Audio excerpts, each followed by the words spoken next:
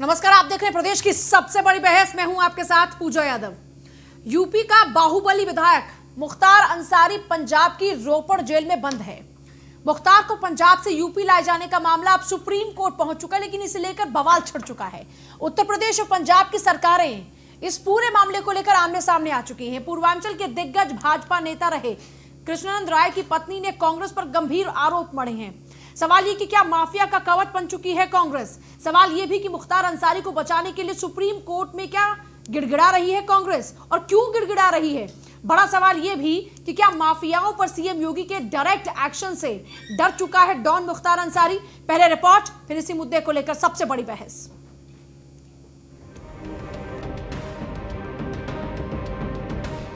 कल मुझे पता चला मीडिया के माध्यम से कि उत्तर प्रदेश सरकार ने याचिका दायर की थी कि मुख्तार को जेल से पंजाब जेल से ले आ जाए, और नोटिस लेकर के गाजीपुर पुलिस गई थी।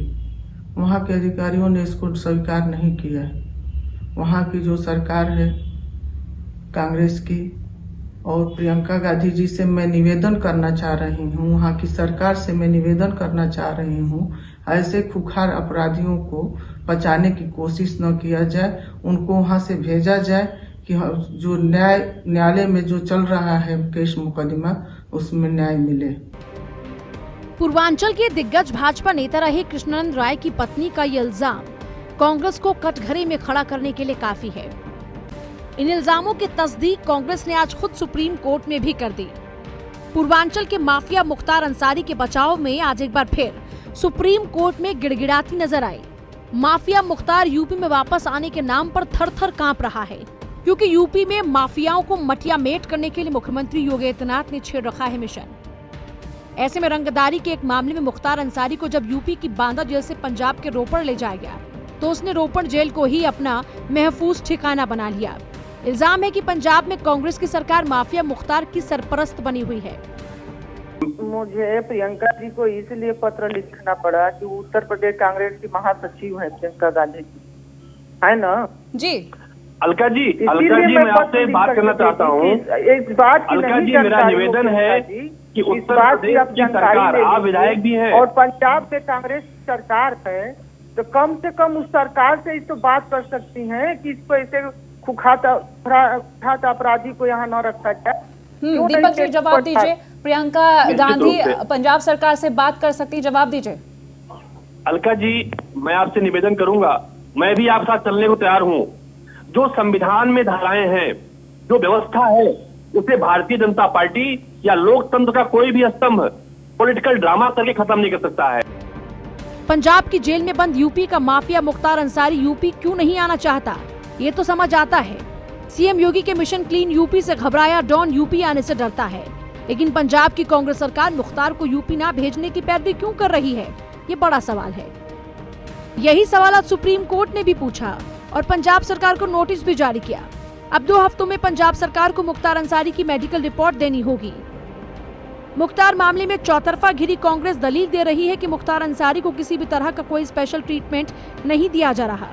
तय नियम कानून के मुताबिक वो एक आम कैदी की तरह ही जेल में रह रहा है, लेकिन जिस तरीके से पंजाब सरकार पैरवी कर रही है, ऐसे में सवाल उठना तो लाजमी है कि मुख्तार अंसारी को बचाने के लिए सुप्रीम कोर्ट में क्यों गिड़गिड़ा रही है कांग्रेस। क्या मुस्लिम वोट बैंक की खातिर माफिया मुख्तार अंसारी को बचा रही है कांग्रेस। सवाल ये भी कि क्या माफियाओं पर सीएम योगी के डायरेक्ट एक्शन से डॉन मुख्तार अंसारी डरा है। अब देखना होगा कि कांग्रेस कब तक माफिया की ढाल बनकर उसका सुरक्षा कवच बनी रहेगी। Bureau report, news 1 India. Mukhtar Ansari Purvanchal का एक ऐसा नाम रहे जो कि डर का पर्याय था। उस दौरान में इतनी तूती बोला करती थी कि उनके सामने कोई खड़ा हो पाए ये तो नामुमकिन था, लेकिन आज वही माफिया डॉन खुद डरकर पंजाब की जेल में बैठा है। उसे उत्तर प्रदेश की पुलिस से डर लगता है, उसे यूपी की जेलों से डर लगता है, क्योंकि मुन्ना बजरंगी का हश्र वो देख चुका है। उसके परिवार वालों को बार बार ये शक लगता है कि यहां पर आकर ऐसा ना हो कि जो मुन्ना बजरंगी के साथ हुआ बिल्कुल वैसा ही उसके साथ भी हो जाए। शायद यही वजह है कि मुख्तार अंसारी बार बार अपने आप को बचाने के लिए यूपी से वहीं बैठे रहना चाहता। लेकिन सवाल तब उठने शुरू हो जाते हैं जब कांग्रेस बचाव में उतर आती है। सवाल ये उठते हैं कि कांग्रेस आखिरकार किन कारणों से बचाव कर रही है। अब कांग्रेस ये सवाल पूछेगी कि कांग्रेस की इसमें भूमिका क्या है। आप दीपक को भी सुन रहे थे, एमएलसी हैं कांग्रेस के, उनकी ओर से कहा गया कि संविधान की कुछ धाराएं हैं, लोकतंत्र के अंदर अपने कुछ अधिकार हर किसी के पास में होते हैं, उनसे ऊपर उठकर तो कुछ नहीं किया जा सकता। लेकिन इस लोकतंत्र के सहारे आप ऐसे डॉन को क्यों बचा रहे हैं? सुप्रीम कोर्ट में जाकर कांग्रेस ऐसे माफिया डॉन की पैरवी मजबूती के साथ क्यों कर रही है? ऐसा क्या विशेष लगाव है कांग्रेस का? यह सबसे बड़ा सवाल है और आज की चर्चा में इसी को लेकर हम बहस भी करेंगे। चर्चा की शुरुआत करते हैं खास मेहमानों के साथ में। देवेंद्र त्यागी प्रवक्ता बीजेपी हमारे साथ हैं, संजय गुप्ता है नेता कांग्रेस, मनोज यादव है प्रवक्ता समाजवादी पार्टी, विपिन शर्मा वरिष्ठ पत्रकार बहुत जल्द होंगे स्टूडियो में, भरत सिसोदिया है वकील सुप्रीम कोर्ट हमारे साथ में। सभी का बहुत बहुत स्वागत। पहले चर्चा की शुरुआत अब आगे बढ़कर करते हैं। संजय जी, आज बात सबसे पहले आपसे होगी, ऐसा क्या लगाव है ऐसे माफिया डॉन से कांग्रेस का कि पंजाब की सरकार को वकालत करनी पड़ती है माफिया डॉन की सुप्रीम कोर्ट में? देखिए, मैं कहना चाहता हूं कि इस तरह के आरोप लगाना बड़ा सरल है और आसान है। कांग्रेस ने कभी भी किसी भी अपराधी का ना संरक्षण किया, ना उसको प्रमोट किया, ना उसकी कोई मदद की। भारतीय जनता पार्टी के एक ऐसे ओछी मानसिकता रखने वाले लोग हैं कि जिन्होंने लगातार, अगर आप चर्चा करना चाहें तो बहुत से नाम हैं, जो लोग कहते हैं ना आरोप लगा रहे हैं, छाछ तो बोले छजनी भी बोले। आप ये देखिए कितने इनके पास मैं कहना चाहता हूँ इस सरकार, उत्तर प्रदेश सरकार के अंदर, जिसके अंदर अगर मैं बात शुरू करूँ तो सर्वप्रथम मुख्यमंत्री साहब, उनके ऊपर कितने चार्ज रहे हैं, आप इस बारे में जानकारी पा सकते हैं। बहुत से मंत्री, विधायक, और उससे आगे बढ़ जाएं तो देखिए कौन कौन से चार्जेस, मतलब धाराएं उसमें कौन कौन सी हैं। तो मैं इस पर बहुत गहराई में ना जाकर के ये कहना चाहता हूँ कि कांग्रेस का बिल्कुल स्पष्ट है, कोई भी अपराधी व्यक्ति का कांग्रेस के किसी नेता से, किसी सरकार से। आप कंपैरिजन कर रहे हैं मुख्यमंत्री के ऊपर लगी धाराओं का, लेकिन ये नहीं, क्या बताइए मतलब गलत है? मतलब आप क्या ये कहना पूजा जी बताइए, या तो आपका ये गलत है? नहीं, मैं क्या कहना चाह रही हूँ, हो सकता है कि आप पे भी कई चार्ज हो सकता है कि मुझ पे भी ना जाने, अभी तक कितने केसेस दर्ज हो चुके हैं। एक मिनट में आपसे, आपकी डिबेट में मैं एक बात स्पष्ट कर, पहले मेरी बात आप सुनिए। आप कंपैरिजन भी कहां कर रहे हैं? मतलब आप बचाव की कोशिश कर रहे हैं। आप ये कहना चाहते हैं कि उसके ऊपर आरोप लगे हैं तो वो आरोपी नहीं है? नहीं, आप नहीं जानते कि उसका क्या भौकाल था, आप नहीं जानते कि उसका क्या डर था, आप नहीं जानते कि डर का दूसरा नाम एक टाइम पर मुख्तार अंसारी हुआ करता था। मैं पूजा जी अपनी बात पूरी नहीं कर पाया, आपने मुझे रोका। मैं आपसे कहना चाहता हूं, मैंने दो बातें कही। पहली बात तो ये कही कि किसी भी अपराधी तत्व के साथ कांग्रेस का कहीं कोई रिश्ता नहीं है, ये आरोप निराधार है। सबसे पहले तो मैं ये कहना चाहता हूँ। दूसरी चीज़ आपने मुझसे कहा, तो मैंने कहा वो लोग इसके अंदर चर्चा आज करना चाहते हैं जिनका चरित्र आप देख लें। यदि देखिए जो आदमी चार्ज लगा रहा है, कम से कम उसका चरित्र तो देखा जाना चाहिए। कितने % इनके सांसद ऐसे हैं? ये पहली एक पार्लियामेंट ऐसी है जिसके अंदर लगभग 40% के आसपास रूलिंग पार्टी के जो सांसद हैं उनके ऊपर बहुत ही, मैं कह रहा हूँ बहुत ज़बरदस्त उनके ऊपर वो मुकदमे पेंडिंग है, और वो आज देश के सांसद हैं। जब भारतीय जनता पार्टी टिकट देती है, जब भारतीय जनता पार्टी उस समय पर चरित्र नहीं देखती, उस समय पर ये नहीं देखती इन व्यक्तियों का इतिहास क्या रहा है। आज 40% के लगभग भारतीय जनता पार्टी के सांसद इस देश के अंदर, उनका चरित्र आप देख लें क्या क्या। और मुकदमे की बात आप करेंगे तो मेरे पास लंबी फहरिस्त है। मैं जब बात करनी शुरू करूंगा तो चाहे उसके अंदर आप बात कर लीजिए रेप के चार्जेस, जब बात कर लीजिए उसके अंदर आप आतंकवादी के जो है चार्जेस, उससे शुरू करके डकैती, हत्या, मुकदमा, गबन और लूट, सब तरह के हत्याओं के उनके ऊपर चार्जेस हैं, सीरियस चार्जेस। ऐसे लोग जब आरोप लगाते हैं इस लोकतंत्र के अंदर तो बड़ा अजीब लगता है। इसके अंदर कोई अच्छा व्यक्ति आरोप लगाना चाहे, और मैं कहता हूं जब आप आरोप लगा रहे हैं तो आपके पास उसके अंदर तथ्य भी होने चाहिए। ये नहीं कि निराधार आपने उठाया, कह दिया कि जी पंजाब के अंदर कोई व्यक्ति यदि अगर किसी जेल के अंदर बंद है तो उसके अंदर वहां की सरकार का संरक्षण है। ये किस तरह की चर्चा है, किस तरह का ये आरोप है, मैं समझ नहीं पा रहा हूं। और मैं इस आरोप को बिल्कुल एक सिरे से इसको मैं कहना चाहता हूं, ये गलत है। वैसे तो क्योंकि आपने चर्चा का जिक्र भी कर दिया, इस पर मैं आपको जवाब देना चाहूंगी, लेकिन उससे पहले देवेंद्र त्यागी आपको जवाब देंगे। देवेंद्र त्यागी ये कह रहे हैं कि आपके 40% सांसद गंभीर धाराओं के तहत आरोपी बने हुए हैं और आप चरित्र की बात करते हैं। देखिए पूजा यादव जी, अभी डिबेट में मैं सुन रहा था, कांग्रेस के प्रवक्ता कह रहे थे ये केवल और केवल मुख्तार अंसारी जी पे बात हो रही है। और मुख्तार अंसारी चीज पे देवेंद्र जी खुल के बात होनी चाहिए। वो खुल के हर पे बात अपने पे भी तो कीजिए, कुलदीप सेंगर पे भी कर लो बात, लेकिन मैं कह रहा हूं चिन्मयानंद पे भी कर लो। मैं आपको ये कह रहा हूं कि ये डिबेट अगर ना, और ये आपका माया पाठक है जो आपका प्रदेश अध्यक्ष रहा, किस तरह महिलाओं से छेड़छाड़ कर रहा है, उस पर भी बात कर लो। Come to the point. नहीं, कम टू द पॉइंट क्यों है? देखिए, आप मुझे बताइए ना। मैं पूछना चाहता हूं कि आपकी सरकार जेल में बंद अपराधियों की हत्या कराती है, मुन्ना बजरंगी की, क्यों चर्चा नहीं होनी चाहिए? क्यों चर्चा नहीं होगी? ये चर्चा होगी, मैं कीजिए ना, फिर उनको ध्यान में रख के जवाब दीजिए। हर बात का जवाब दूंगा। आप माया पाठक के बारे में बता दीजिए। मैं कह रहा हूं कि जो आपके प्रदेश के अध्यक्ष रहे, पूर्व एमएलए रहे 2 बार, किस तरह से छात्रा के साथ अपने ही इंस्टीट्यूट के अंदर क्या कर रहे थे, किस तरह वहां की जनता ने उनकी पिटाई की है। आपको शर्म आनी चाहिए, आपकी पार्टी संजय गुप्ता जी, मैं हर बात के बारे में शर्म आनी चाहिए। आपका चरित्र किस तरह की बात कर रहे हैं आप? किस तरह? कुलदीप सेंगर की आप पार्टी है, आपने निर्भया के केस में कहा था कि उसको फांसी होनी चाहिए, और कुलदीप सेंगर के केस में आप कहते हैं फांसी नहीं होनी चाहिए। क्योंकि आप क्या बात कर रहे हैं आप जो है बिना लॉजिक के बात कर रहे हैं। क्षमा चाहता हूँ, आप कहते हैं केवल एक बात होगी, क्यों? और दूसरे अपराधी नहीं है जो आपके दल में आते हैं, वो अपराधी नहीं रहते। नहीं, एक सेकंड संजय गुप्ता, सारे अपराधियों को एक सेकंड, सारे अपराधियों को आप गंगा जल है जो आपके दल में आते हैं, मुख्तार की बात कीजिए फिलहाल। एक सेकंड देवेंद्र त्यागी जी, एक सेकंड। संजय गुप्ता जी, सारी बात ठीक है, मैं कह रही हूँ कि इनके सारे सांसद भ्रष्टाचारी है, इनके सारे सांसद बलात्कारी है, आप उनको जो कहना है। आप पहले मुख्तार अंसारी की बात कीजिए ना। मैं तो कहना चाहता हूं, मुख्तार अंसारी को क्यों बचा रहे हैं? सुप्रीम कोर्ट में कौन दलील पेश करता है? आप बताइए, सुप्रीम कोर्ट में जाकर कौन दलील पेश करता है मुख्तार अंसारी की फेवर में? कौन उसका मेडिकल ग्राउंड मजबूत बनाता है? कौन है? वो कांग्रेस पार्टी है। कौन है पंजाब में? कौन है पंजाब में? इसका जवाब दीजिए ना, कौन है पंजाब में? पंजाब में किसकी सरकार? सुप्रीम कोर्ट में जाकर कौन दलीलें पेश करता है मुख्तार अंसारी के लिए? पंजाब का मुख्यमंत्री है। आप बताइए, कोई कांग्रेस का सांसद गया है? बताइए ना, आप कौन गया? सुनिए, जेल किसके अंदर आती है? क्या पंजाब सरकार का ताल्लुक नहीं है जेल से? कतई नहीं है, नहीं है। जेल आपके अंदर, सरकार के अंडर में नहीं आती। देखिए मेरी बात सुनिए, वहां पर क्या जेल आपके अंडर में नहीं आती? पूजा जी, मैं वही तो आपसे बताना चाहता हूँ, ये कांग्रेस के डर क्यों आपको बताना चाहता हूँ। आप क्यों डर रहे हैं? अरे डर आप रहे हैं सर, मायाराम पाठक के आप पार्टी है, आप आने जो छात्राओं के साथ छेड़छाड़ करते हैं।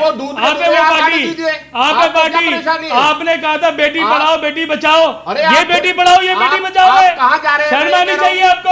आप भ्रष्टाचार कर रहे हैं, सारी की बात कर रहे हैं, आप गलत आरोप लगा रहे हैं। गुप्ता जी, इस बात पर भी बात करेंगे, इस बात पर भी बात करेंगे। पाठक के खिलाफ आपने क्या किया है? और आप इसमें चर्चा करना नहीं चाहते? आपको शर्म आनी चाहिए, आपको शर्म आनी चाहिए, आपको शर्म नहीं आती? आप भारत के जवानों से बात करते हैं, मर जाना चाहिए। आप पाकिस्तान के युद्ध में आप सबूत मारने का काम करते हैं। आप देखिए, यही तो यूपी सरकार थी, कांग्रेस की लीडरशिप को समझाइए आप, कांग्रेस की लीडरशिप गलत में जा चुकी है, यही यूपी सरकार है और वो देश को पता चल चुका है। ये 100% आप सुनिए, कांग्रेस की देश में शिष्टाचार विरोधी हो चुकी है, और आपके अंदर मानवता बिल्कुल खत्म हो चुकी है। आपकी पार्टी मानवता पे टिकी नहीं है, पहला मुख्यमंत्री है। आप अपने आप पे देखिए, भारत सिसोदिया, ऐसे लोगों की एक सेकंड भारत सिसोदिया तो सुप्रीम कोर्ट से एसोसिएटेड है ना। ये देश देख रहा है, एक सेकंड देवेंद्र जी, संजय गुप्ता जी,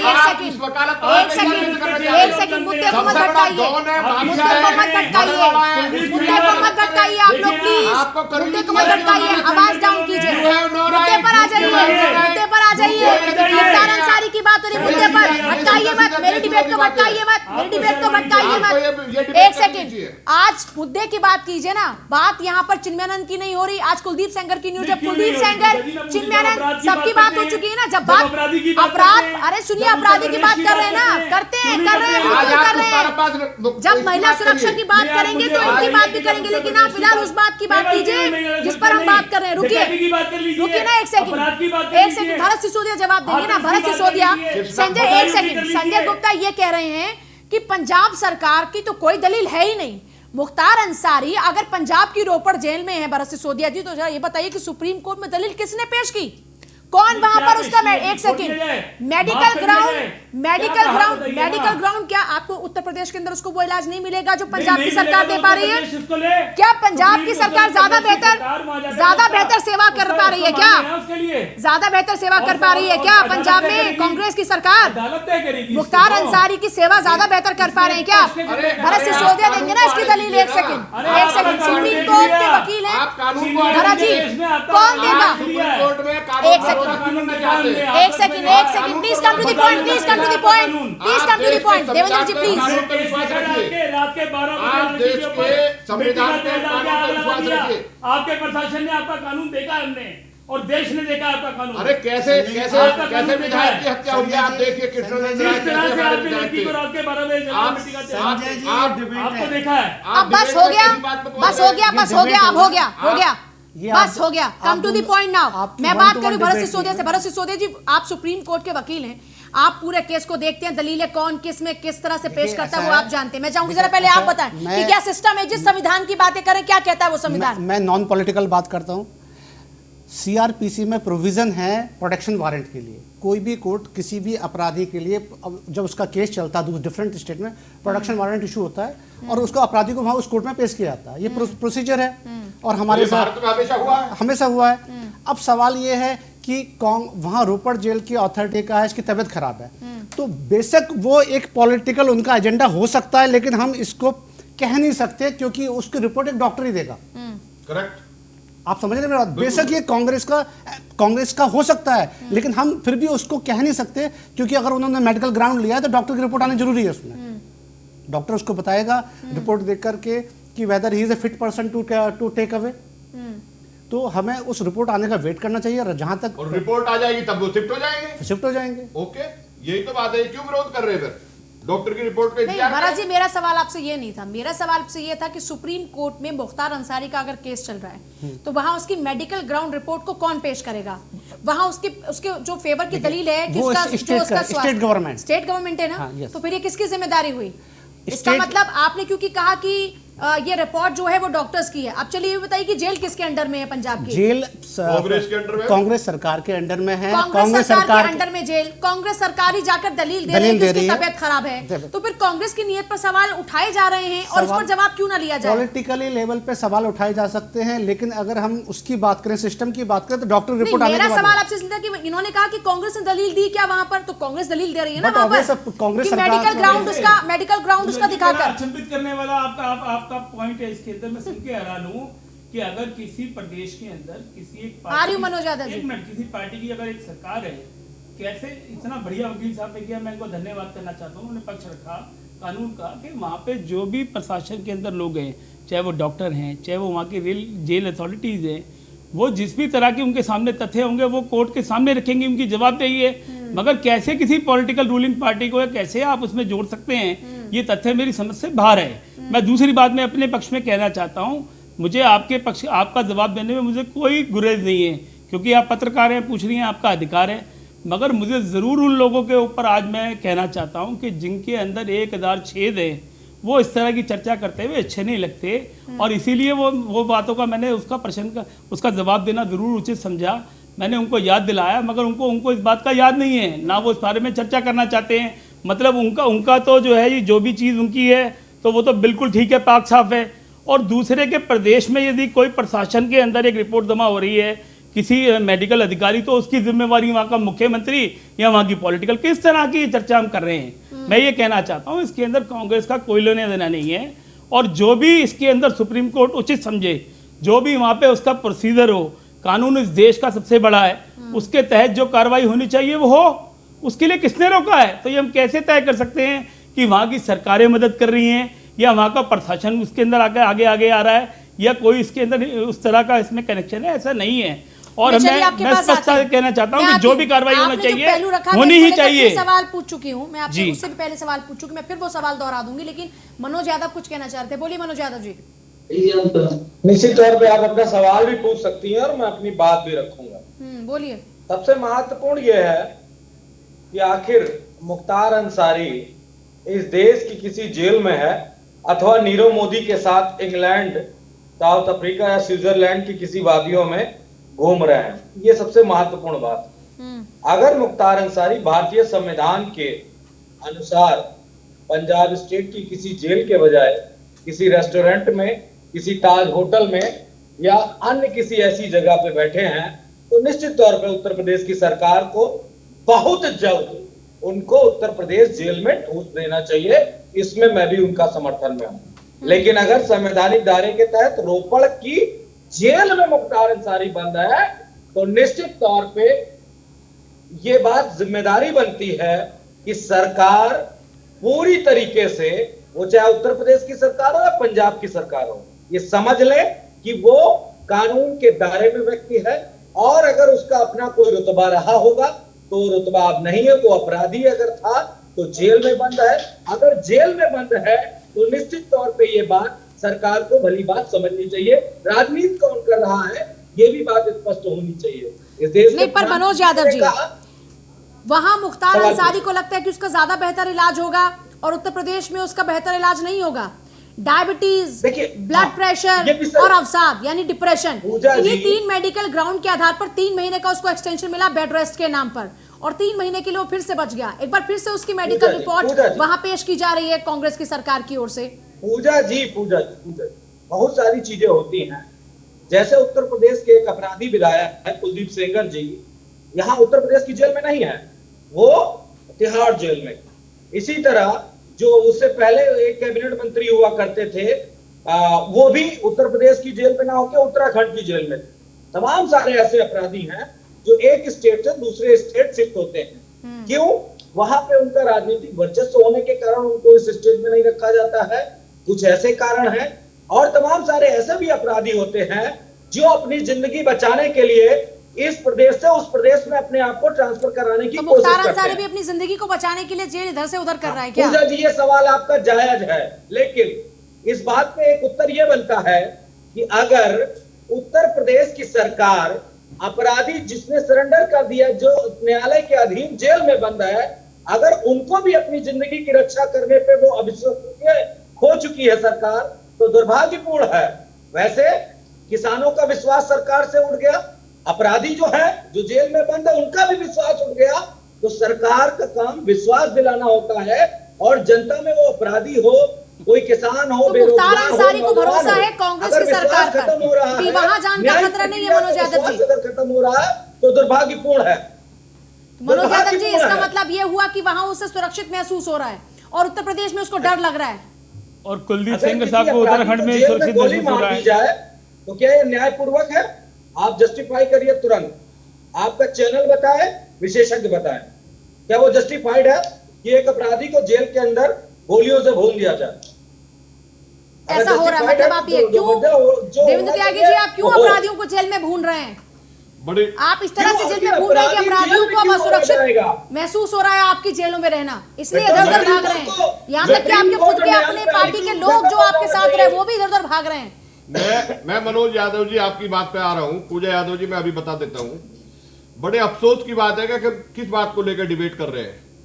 एक बाहुबली, एक माफिया, एक अरे नीरव मोदी भी बाहुबली था, और सबसे बड़ी बात कृष्णानंद राय का हत्यारा, इतना बड़ा हत्यारा, मर्डर केस का हत्यारा, आप उसकी वकालत करने की बात कर रहे हैं। आप जैसे लोग ऐसे लोगों की बात कर रहे हैं। अरे आप कोर्ट पे तो विश्वास रखिए, आप कानून पे तो विश्वास रखिए। कानून के दायरे को आप मानिए, कानून के दायरे को आप मानिए। कानून को चैलेंज नहीं कर सकता कोई। कानून के दायरे में अगर वो उत्तर प्रदेश में सुरक्षित नहीं है तो वो सुरक्षित कैसे महसूस नहीं कर रहा? पंजाब में क्यों सुरक्षित महसूस कर रहे हैं? उसको क्यों लग रहा है कि हम उत्तर प्रदेश में सुरक्षित नहीं है?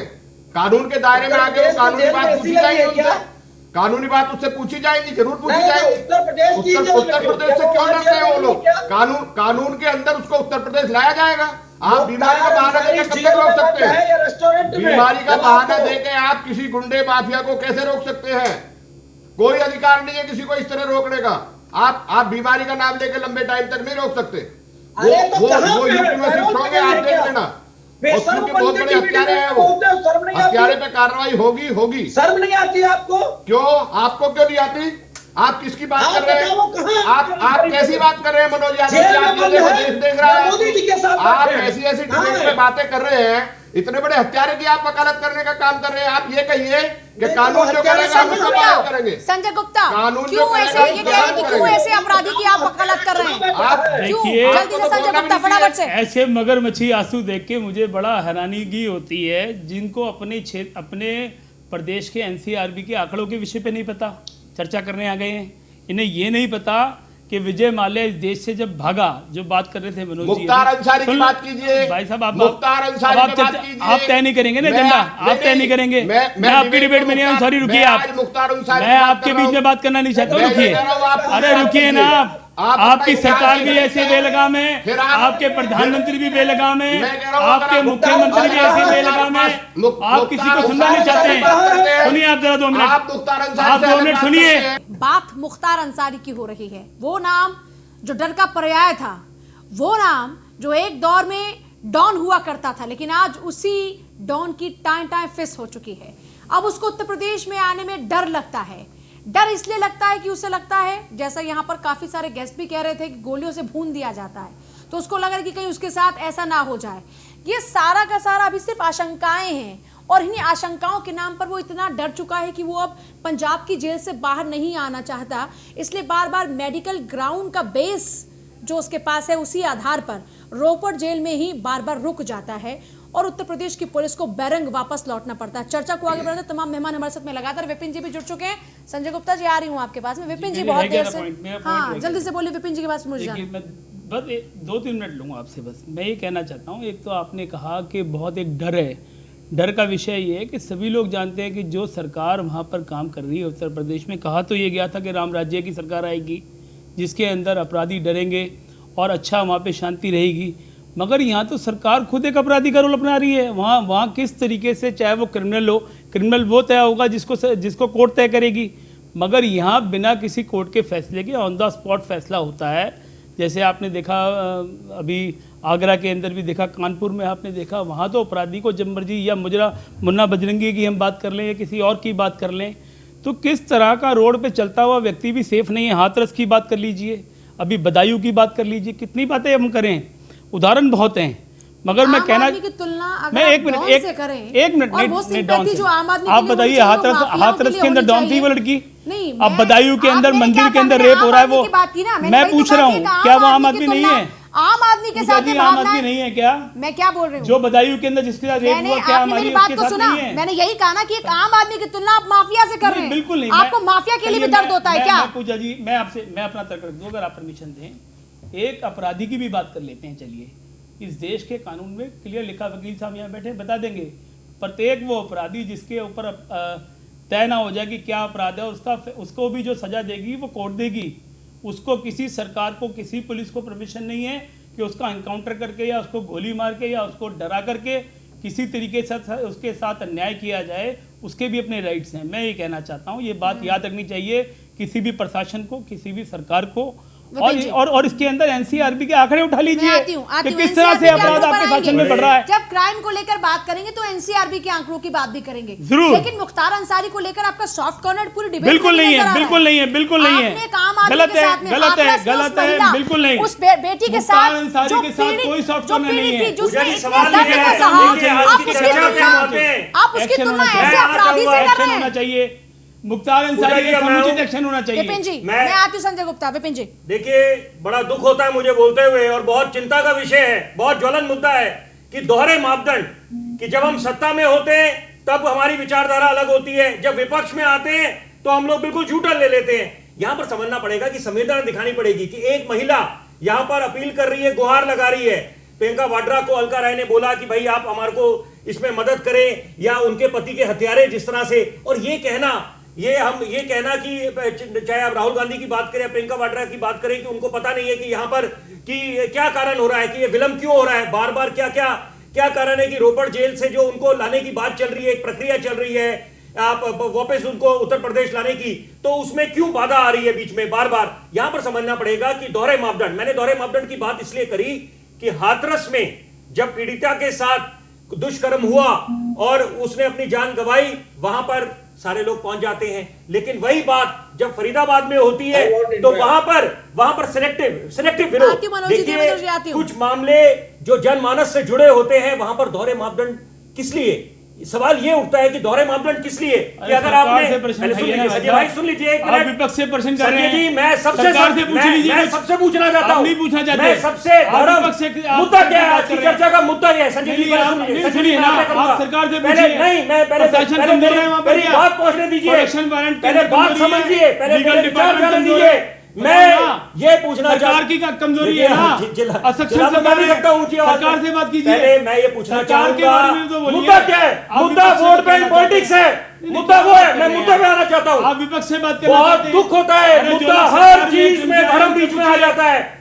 देखिए जनता जनार्दन है, ये पब्लिक सब जानती है, सब समझती है, ये साफ करना भी जानती है और सत्ता को बिठाना भी जानती है। मुद्दा क्या है? आपने जो जिक्र किया कि ये धर्म का मामला है, तो मुख्तार अंसारी के धर्म का फायदा लेना चाहते हैं क्या कांग्रेस? ये कह रहे हैं आप? नहीं, ये मैं नहीं बोल रहा। देखिए मुद्दा क्या है कि आप, मैंने क्यों वो बात करी, मैंने हाथरस का क्यों उदाहरण दिया, मैंने फिर फरीदाबाद का भी उदाहरण दिया कि वहां पर तो लोग पहुंचे नहीं जो विरोध करने हाथरस पहुंचे थे पैदल मार्च करते हुए। यहां पर समझना पड़ेगा ये दोहरे मापदंड, ये बड़े दुखदाई है, चिंता का विषय है। किसके दोहरे मापदंड? और ये तो देखिए जब जाहिर है, ये क्या देखिए सबकी बात है।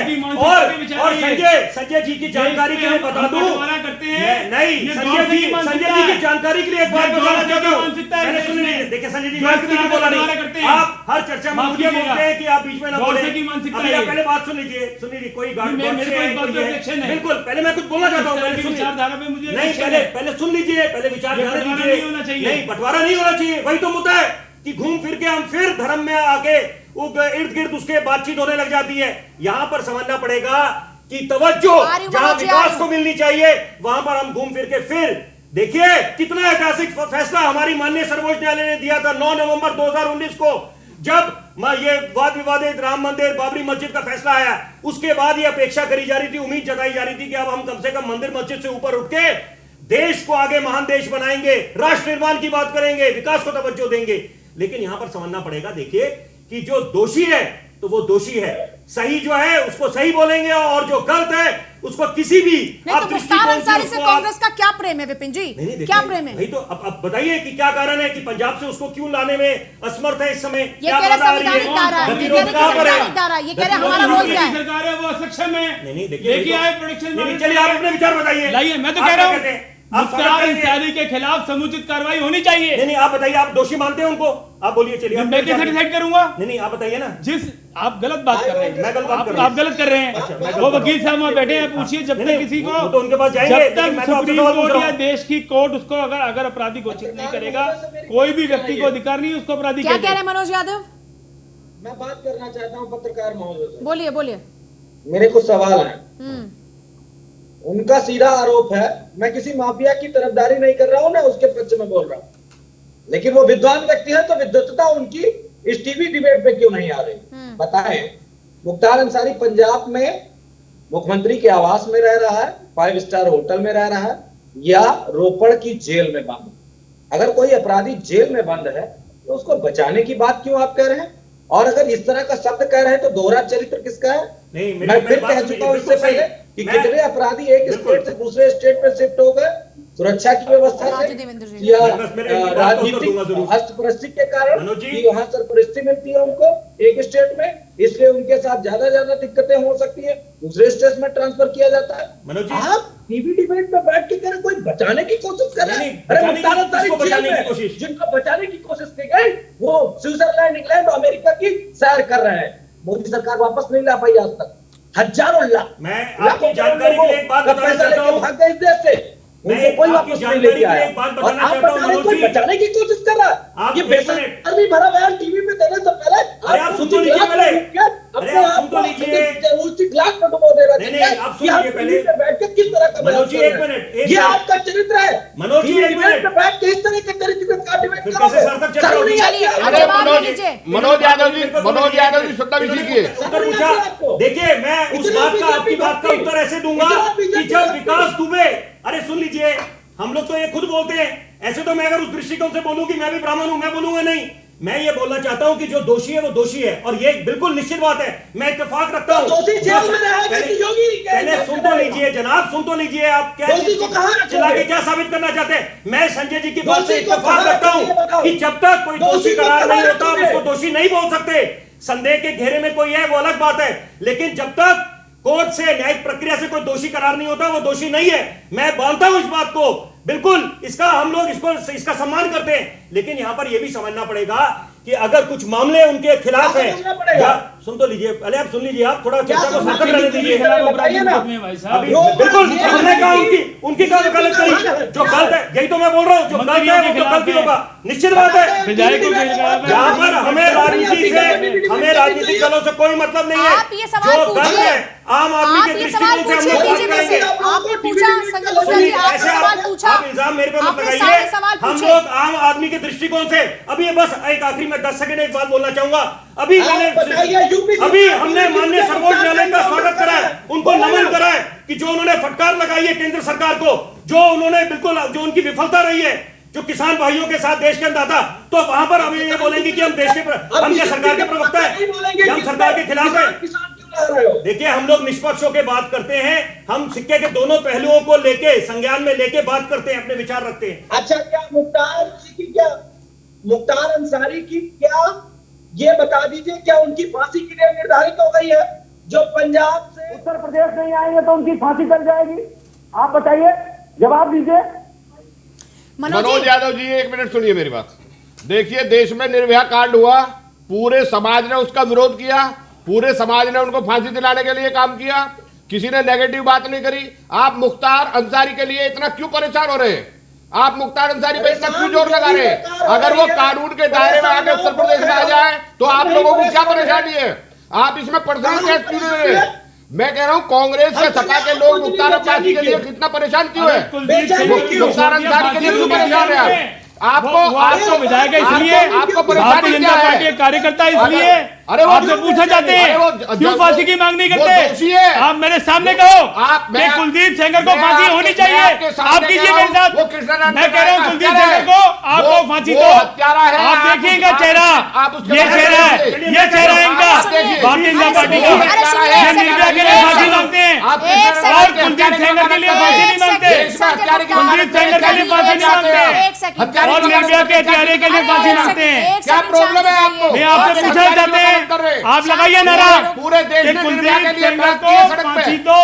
अगर वो दोष था क्यों दिया फांसी दो, कुलदीप सेंगर को फांसी दो।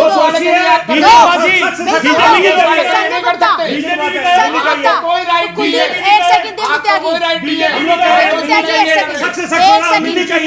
एक सेकंड एक सवाल विपिन जी ने आपसे पूछा, संजय गुप्ता जी, उन्होंने कहा कि आपका दोगला चरित्र है। दोगला चरित्र उन्होंने बताने की कोशिश की कि एक तरफ, हाँ चले दोहरे मापदंड है आपके, वही दोगला चरित्र भी उसी में आ जाता है कि आपके डबल स्टैंडर्ड है। इन्होंने आप पे सवाल उठाए, इन्होंने आपसे साफ तौर पर यह कहा कि हाथरस की बेटी के लिए आपको दया आती है।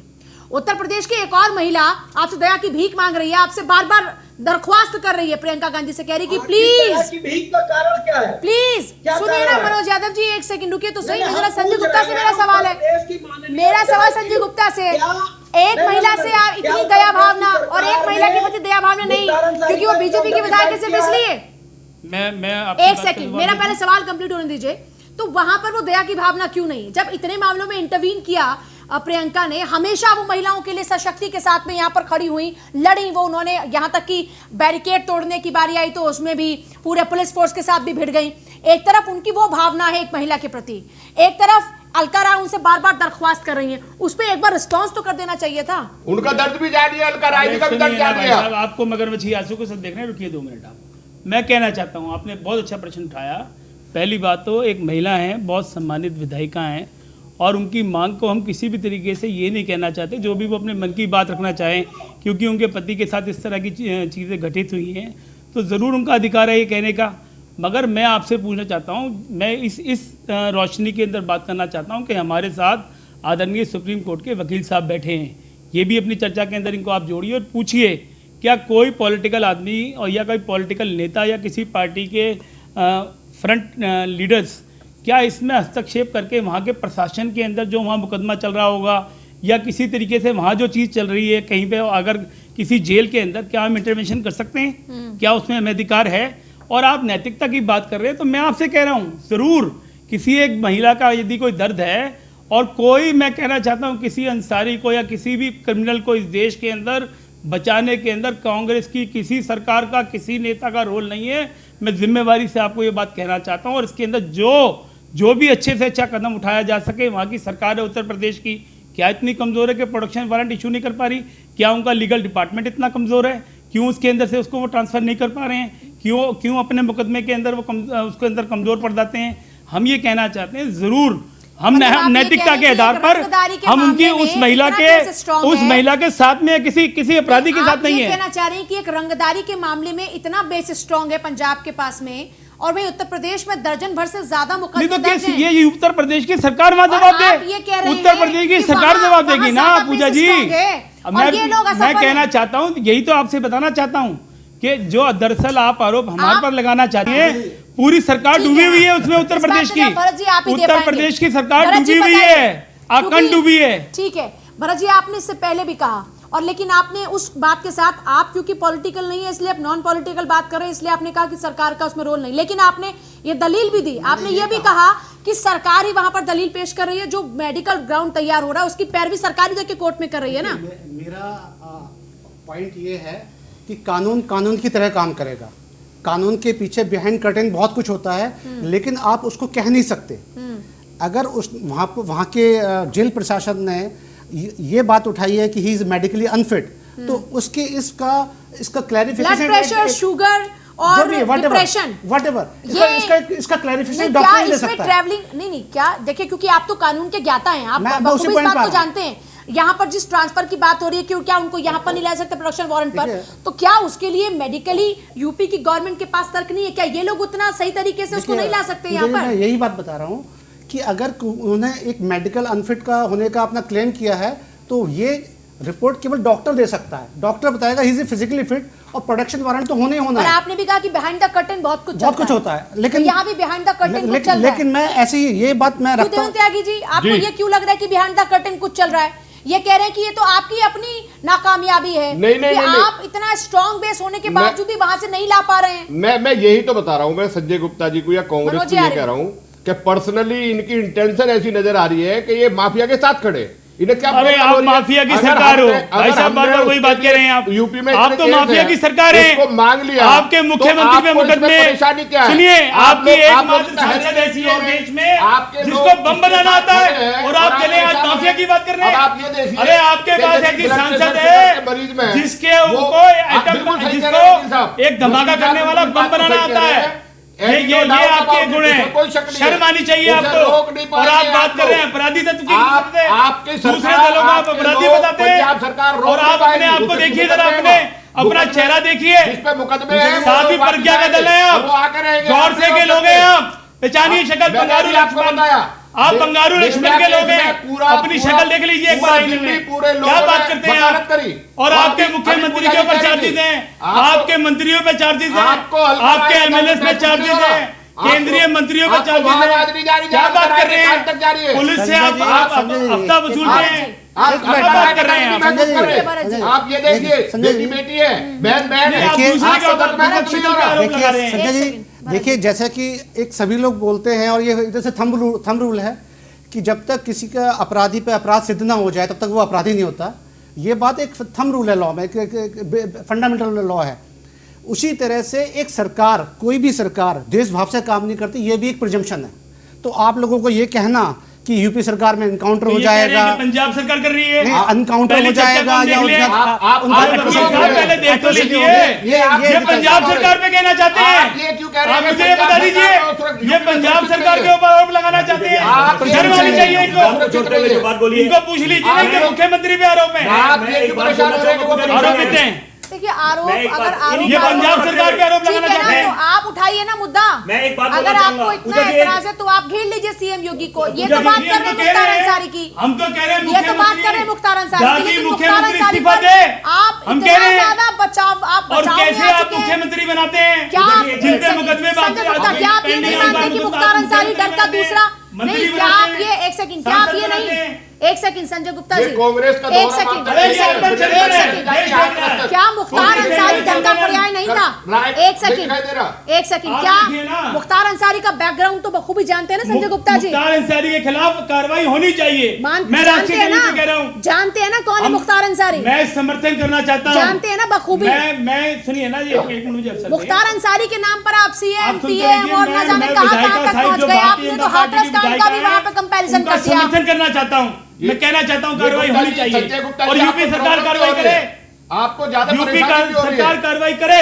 आप प्रियंका को बोलिए कि वो अलका राय अलका राय जी की बात को मैं समर्थन करना चाहता हूँ, जैसे वो यूपी सरकार कार्रवाई करे। आप उसी तरह देखिए पूजा जी, मुद्दा ये है और मैं एक सवाल पूछना चाहूंगा तीनों जो राजनीतिक दल के बड़े सम्मानित प्रवक्ता बैठे हैं, सपा के भी, भाजपा के भी, कांग्रेस के, कि यहाँ पर कि क्या इनको लगता नहीं कि वो अब समय आ गया कि जब आप सब लोगों को मिल बैठ के एक अच्छी नजीर पेश करनी पड़ेगी, क्योंकि जो आपस का तालमेल का अभाव है उसके कारण जो दोषी भी है, अभी तो वो बात अपनी जगह दुरुस्त है कि जब तक कोई दोषी साबित नहीं होता आप उसको दोषी बोल नहीं सकते। बिल्कुल हम सम्मान करते हैं उस बात का। पहले सुन लीजिए भाई साहब, मनोज जी एक मिनट। दूसरी बात, मुद्दा यह है कि क्या वो समय नहीं आ गया, क्या वो समय नहीं आ गया जब एक नजीर अच्छी पेश करनी पड़ेगी? जितने भी राजनीतिक दल हैं उनको बैठ के आपस में तालमेल करना पड़ेगा, क्योंकि अगर किसी राज्य में किसी को भी अगर संरक्षण मिलता है किसी भी तरह से, तो क्या दूसरे राज्य में आपस में एक दूसरे को मिलकर करना नहीं चाहिए? पूजा जी 10 सेकंड जल्दी से। बिल्कुल 10 सेकंड में कंप्लीट करूंगा। मैं सभी पैनलिस्ट से जो विद्वान हैं तमाम सारे क्षेत्रों से अपने अपने बड़े बड़े नामों को प्रेजेंट कर रहे हैं। अरे भाई आपसे फिर कह रहा हूं, कोई बचा नहीं रहा है मुख्तार को। मुख्तार अपराधी है और इसीलिए वो जेल में है। और जो लोग ये चाहते हैं कि वो उत्तर प्रदेश की जेल में आ जाए, उनकी मंशा क्लियर होनी चाहिए। क्या पंजाब सरकार उनको रिहाई देने जा रही है? क्या पंजाब की सरकार उनको सारे दोषों से, बिल्कुल अपराध से मुक्त करने जा रही है? या पंजाब सरकार उनको पंजाब सरकार उसको पंजाब में रखना चाह रही है? ये आरोप लग रहे हैं। क्या ऐसी चीजें हैं? क्या नहीं, आरोप ये लग रहे हैं कि पंजाब सरकार उसको पंजाब में रखकर सेव करना चाहती है। आरोप ये लग रहे हैं। आरोप आप उस पर सवाल पूछिए, आप विजय माल्या और आप उनके ऊपर सवाल पूछिए, लेकिन ये कह रहे हैं और बीजेपी से अलका राय कह रही है, एक महिला कह रही है आपसे कि सोचिए उनके पति के हत्यारों को आप रखकर बैठे पंजाब में भेजिए इधर। मेरा अगर वो उत्तर प्रदेश में आ जाए तो आपको क्या प्रॉब्लम है? उत्तर प्रदेश में मुकदमे नहीं है, उत्तर प्रदेश में अपराध नहीं है उनका, उत्तर प्रदेश में उन पे मुकदमे दर्ज नहीं है, उत्तर प्रदेश में उन पे मुकदमे दर्ज है, उन पे हत्या के मुकदमे है, मर्डर के मुकदमे है। उत्तर प्रदेश में आ जाएगा क्या प्रॉब्लम है? अगर वो कानून के दायरे में उत्तर प्रदेश। चलिए, सबका बहुत शुक्रिया चर्चा में शामिल होने के लिए। देखिए, दरअसल दिक्कत यहाँ पर यही है कि कानून का इस्तेमाल भी अपराधी कर जाते हैं। आम आदमी के लिए जिस कानून का सहारा होना चाहिए, वहां आम आदमी से ज्यादा फायदा तो ऐसे आपराधिक किस्म के लोग ले जाते हैं। वो सुकून से जाकर जेल में बैठ जाते हैं जब उनको लगता है कि जिंदगी खतरे में है, और जेल भी आजकल तो अपनी सहूलियत के हिसाब से चुन ली जाती है। इसलिए कानून में भी अब कुछ ऐसे कड़े प्रावधान होने चाहिए कि ऐसे दरिंदों के खिलाफ बचने की गुंजाइश ना के बराबर हो। नमस्कार।